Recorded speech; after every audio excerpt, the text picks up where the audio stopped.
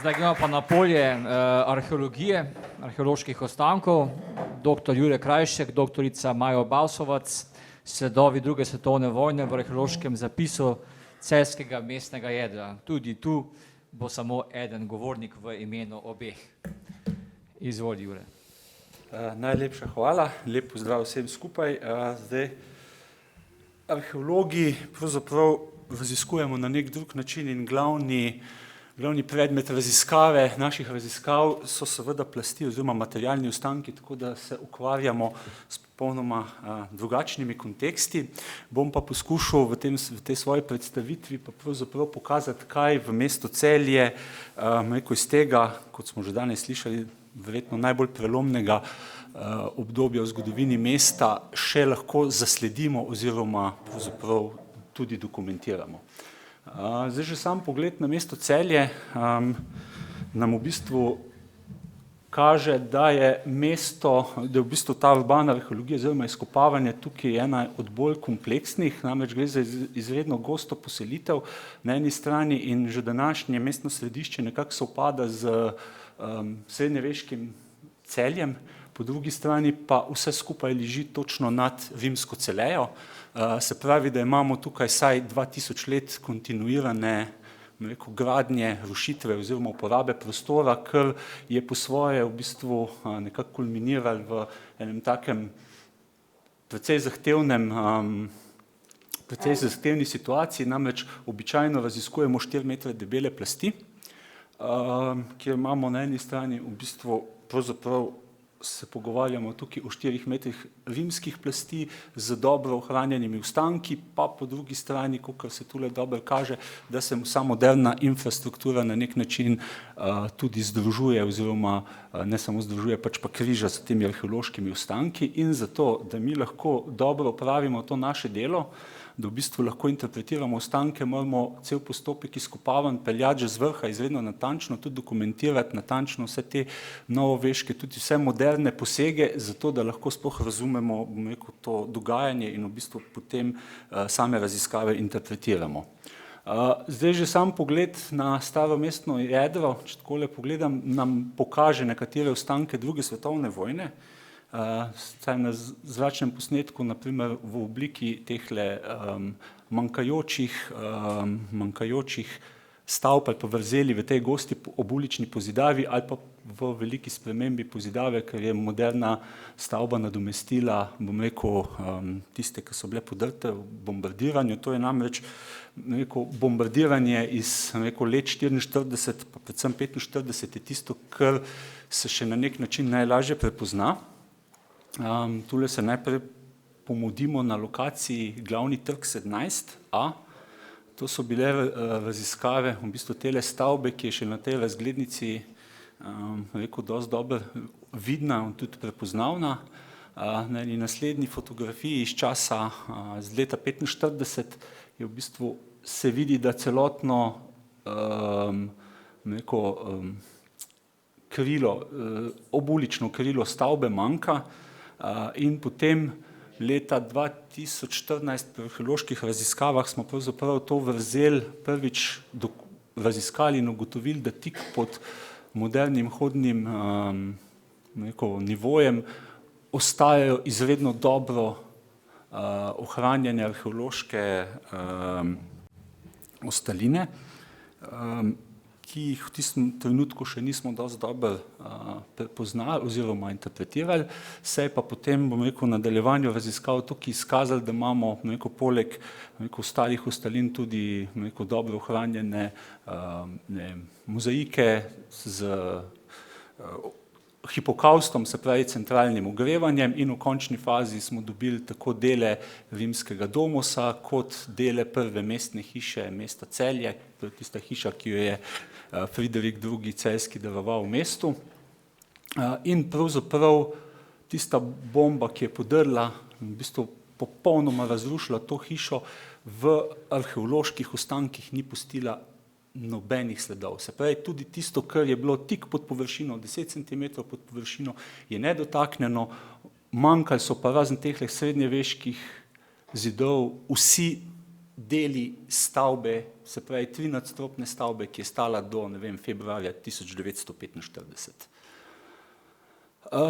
Podobna situacija se je pokazala še na eni drugi lokaciji, ki jo poznamo iz pisnih virov, da je bila v bistvu neko celo krilo hiše uničeno ta istega dneva, 14. februarja. Gre za lokacijo na Okopih 13, kjer smo takoj pod vhodnim nivojem odkrili tale rimski opečnat mozaični tlak, ki je služil tej stavbi, kakor se je kasneje pokazalo, tudi še do leta 1945, namreč v teh pritličnih prostorih so uporabljali ta tlak, očitno, ker so nad njem gradili moderne stene iz betonskih zidakov. In potem od preostanka hiše smo dobili samo še nekaj ostankov temeljev in pa eno zasuto klet, oziroma porušeno klet, kjer je bila z ruševino in pa z nekimi odpadnimi oziroma smetmi zasuto tisto, kar je pravzaprav bilo tam na voljo, ko so ta prostor očistili, se pravi celotne stavbe, ni ostalo nič, nekatere najdbe so pa malo bolj izpovedne, ker so bile odkrite v tej uničeni in požgani kleti. Podobna situacija, se pravi zelo dobro ohranjeni arheološki ostanki še pa tule iz tele lokacije, to je lokacija Narodnega doma oziroma gre za dvorišče Narodnega doma, zdaj upravno enoto, atrij upravne enote, kjer smo kljub temu, da so bile dokumentirane oziroma v pisnih virih ohranjeno popolno uničenje dvorišča, odkrili izredno dobro ohranjen kopalniški kompleks ene privatne rimske hiše, oziroma v kompletu. Tudi ta del je bil ohranjen, ampak je pač žal delovni stroj prišel pred nadzorom, tako da bi imeli malo več kopalnice. In pa seveda zelo podobna situacija še iz enih starejših izkopavanj iz leta 1979 na lokaciji prizidka k nekdanjemu hotelu Turške mačke. Tule je v bistvu ta stavba leta 1945, kjer še v bistvu tudi manjka del Narodnega doma, in potem pri samem odkritju izredno dobro ohranjen mozaik, vseh 12 metrov oziroma v celoti je bil dolg 19 metrov z slikovno poslikavo spet na en zelo razkošen rimski domus in se pravi, da v nekaterih primerih tudi te letalske bombe, ki so v bistvu uničile mesto Celje, v arheologijo skoraj da ne posežejo. Se je pa tudi zgodilo na nekih lokacijah, kot je na primer tale, na cesti 14. divizije, ker smo v bistvu se pri arheoloških izkopavanjih leta 2005 si kar nekaj časa belili glavo z raziskavami ene čudne strukture, ki se je izkazala za zasut bombni krater. Potem podobno vemo, da je tudi tale hiša na Slomškovem trgu pravzaprav uničena zaradi zadetka bombe, o tem malo več kasneje. Predvsem še eno dobro dokumentirano uničenje imamo tule na našem Knežjem dvoru, namreč tale del rekonstruiranega zidu v resnici ob odkritju ni izgledal takole dobro. Imamo samo žal eno fotografijo, ampak tule se vidi, da več kot 10 metrov tega zidu popolnoma manjka, pa to se pogovarjamo v obzidju, ki ima več kot meter pa pol debeline. Tako da se pravi, direktni zadetek bombe lahko naredi kar ogromen krater in povsem uniči vse, kar se tam nahaja.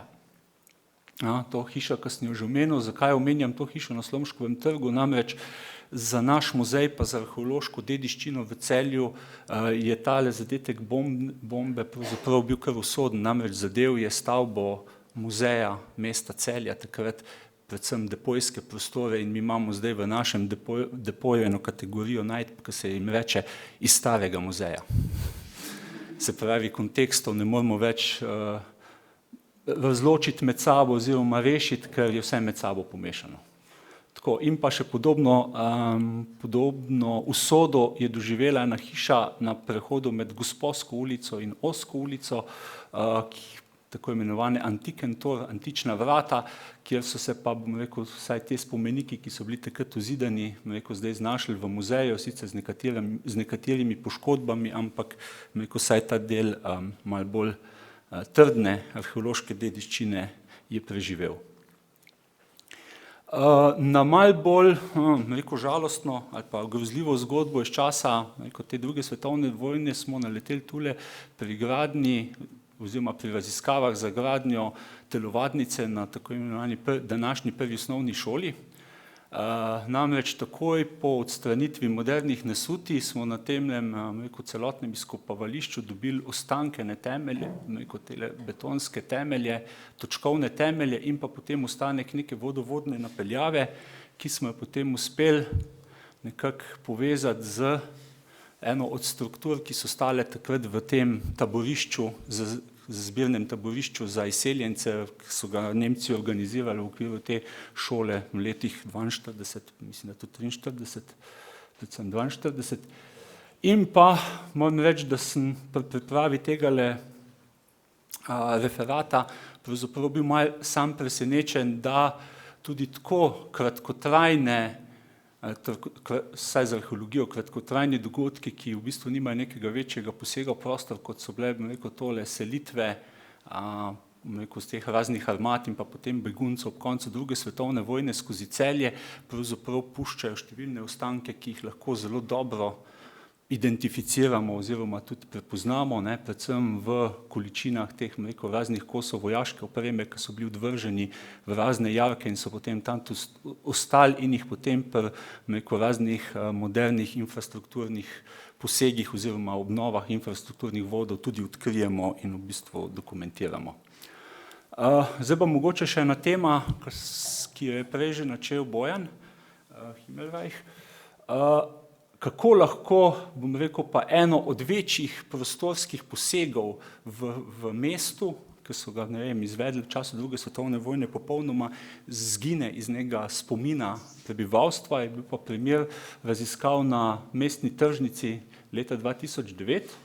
kjer smo pravzaprav pod tlemi tržnice odkrili tisto, kar večina Celjanov tako ali tako pozna, se pravi eno od protiletalskih zaklonišč, ki so bila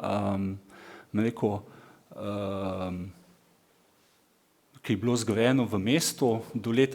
tam do 60-ih let je bil to tudi en prostor igranja vseh otrok iz centra, pa pravzaprav 30 let kasneje nihče ni vedel o tem nič oziroma tudi nobena od inštitucij ni imela ne lokacije, pa ne samega tlorisa zabeleženega, tako da smo mogli z arheološko metodo pravzaprav odkriti tisto, kar je bilo 30 let nazaj uničeno. Se pravi, gre za tloris zaklonišča, ki se je še ohranil pod tržnico in ga tudi tisti inženir, ki je mine podstavljal, ni znal več narisati v pravih, oziroma saj tudi ne v približni obliki.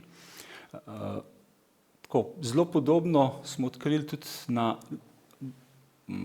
Knežjem dvoru, raziskave ob zahodni fasadi Knežjega dvora leta 2009 so odkrile del protiletalskega zaklonišča, ki je bilo pa zgrajeno malo drugače. Namreč v pisnih virih je večkrat omenjeno, da je bilo pomanjkanje gradbenega materiala, zato so se Nemci včasih pri teh bunkerjih tudi malo drugače znašli. V tem primeru je bil izhod iz protiletalskega zaklonišča, tole izhod skozi zid, izveden samo z krovnimi ploščami, ki so bile postavljene prek jarka, v katerem so bili samo zabiti koli. Tule se še vidi ostanek tega jarka, se pravi na tlori so izgledali pa to tako, se pravi jarek z koli in potem čez postavljene plošče, se pravi samo streho so si naredili. In pa še, da zaključim, bom rekel, tudi to čiščenje po drugi svetovni vojni razrušenega Celja se je moglo nekje zaključiti ob raziskavah tule na zahodnem obrobju mestnega jedra, to je še tule do začetka 20. stoletja, tole močvirno območje ob reki Sušnici, zahodno od mestnega jedra, danes oziroma nekaj časa se to imenovali Hermanov trg, zaenkrat je še vedno parkirišče.